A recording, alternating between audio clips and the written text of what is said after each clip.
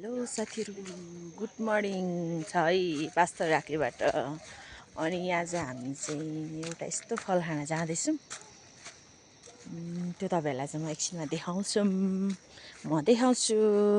अहिले चाहिँ म लागेँ, यो मेरो घर हो। टेन्यौँ बाटो चाहिँ यो रहेको छ, जाँदैछौँ।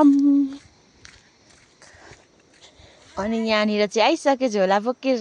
यो चाहिँ मेरो के सामान बोक्ने झोला है त साथीहरु। बहिनी आउँदैछ, हामी गयौँ। हामी चाहिँ जाँदै थियौँ, बहिनीलाई उपियाल डोकेर हामीले उपिया पनि मारिसक्यौँ। यहाँ हेर्नुहोस् चाहिँ भारी बोकेको चाहिँ यस्तो छ है साथीहरु। हामी रोडको बाटो सकेर हामी थोरै उकालो लाग्दैछौँ यहाँनिर। अनि तपाईँहरूलाई चाहिँ म एउटा यहाँनिर यस्तो रुख देखाउँछु है। अनि तपाईँहरूलाई यो रुख चाहिँ पहिले धेरै पहिरो जान्थ्यो अरे। अनि उहिलेको पुर्खाले रोप्नु भएको उत्तिसको रुख छ। धेरै पहिरो गएर चाहिँ यो पहिरो नजाओस् भनेर चाहिँ सायद आजभन्दा त कति 70-80 वर्ष अगाडिको होला सायद। 3 पुस्ता भयो भनेपछि 70-80 वर्ष पुगिसक्यो होला। यस्तो रहेको छ है।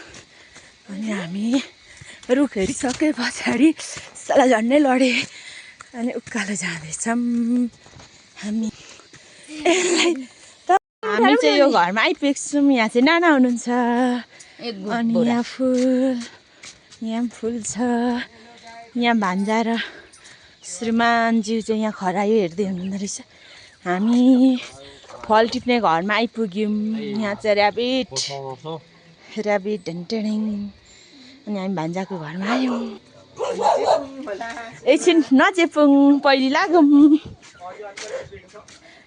हामीले चाहिँ त्यो फल भएकोमा आइपुगेको छौँ है साथीहरू। अब यहाँ चाहिँ हाम्रो भान्जाले टिपिदिनुहुन्छ। अनि त्यो फलको रुख चाहिँ यहाँ रहेको छ। फल भनेको यहाँ रहेको छ। अलिअलि मात्रै देखिँदै रहेछ। अनि यहाँ चाहिँ पाकेको छैन भनेर भन्दैछ क्या हाम्रो स्वप्न जुभेन्टसको 3 स्टार। अब यहाँनिर हाम्रो भान्जाश्री चाहिँ आउँदै हुनुहुन्छ। यहाँ चाहिँ टिप्नु जाँदै हुनुहुन्छ है। झोला स्पेसल छ। यो त ब्रान्डेड हो नि त। यो त कहाँ जाँदै पाइन्छ हौ। यो चाहिँ मेड इन होम होला हौ, नेपाल होइन। यो चाहिँ मेड इन होम। हाम्रो भान्जा चढ्दै हुनुहुन्छ रुखमा। भान्जा लडिन्छ है, लडिन्छ। भान्जीहरू नसम्झी चढ्नु ल। अनि यहाँ अघि झारेर पनि हातमा लिइसकेको छ। यसको नाम रहेको छ भद्रासे। अनि यो चाहिँ अलि के भन्छ, अलि हिमालमा मात्रै हुन्छ। यो चाहिँ पहाड भेकमा मात्रै हुन्छ यो। अनि यो चाहिँ यस्तो भनेको थियो बिहान आउनु नि माइजू भनेर भन्नुभएको थियो। अनि हामी चाहिँ 10 बजी आउँछौँ कि भनेर ठ्याक्कै आएर चाहिँ हामी अब टिप्न लाउँदैछौँ। भान्जाले टिप्दै हुनुहुन्छ। म एकछिन भान्जा त्यसको एक झोला चाहिँ हुनुपर्छ है। मेरो झोलाको त्यहाँ फेरि सो नजाओस् नि जस्तै छ।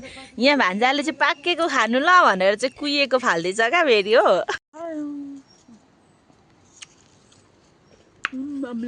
टेस्टी। मैले चाहिँ खाइसकेँ। अनि म चाहिँ अब यसको दाना पनि धेरै टेस्टी हुन्छ नि त। म दाना फुटाएर खान लाग्दैछु है। यहाँ मैले दाना फुटाउनु लाग्दैछु। हेर्नुहोस् ल, यस्तो दामी टेस्टी हुन्छ नि यो यसको दाना। तर फुट्नु चाहिँ टाइम लाग्छ है। ओह सफा हेर्नुहोस् ल खानु। हामीले दाना खानु लाग्दैछौँ। राम्रो फुटेन रहेछ। यस्तो टेस्टी हुन्छ नि यसको दाना। यस्तो हुन्छ हेर्नुहोस् है। यस्तो। अनि त्यहाँदेखि खाँदाखेरि चाहिँ नरिवल र सुपारी भन्दा मिठो हुन्छ है। यहाँ हाम्रो नातिहरू चाहिँ सानो नाति पनि ठुलो नाति डोको घाँसमा जानुभएको अरे यतिखेर। यहाँनिर भान्जी यता हुनुहुन्छ। यस्तो फल छ है यो चाहिँ साथीहरू। यस्तो हुन्छ है दाना। अनि हाम्रो भान्जाले झारी ल्याइसक्नु भयो, आउँदै हुनुहुन्छ। हामीले यति टिप्यौँ। अब यो चाहिँ कति हप्ता दिन खान पुगिहाल्छ।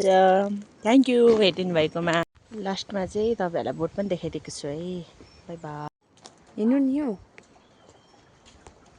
टिम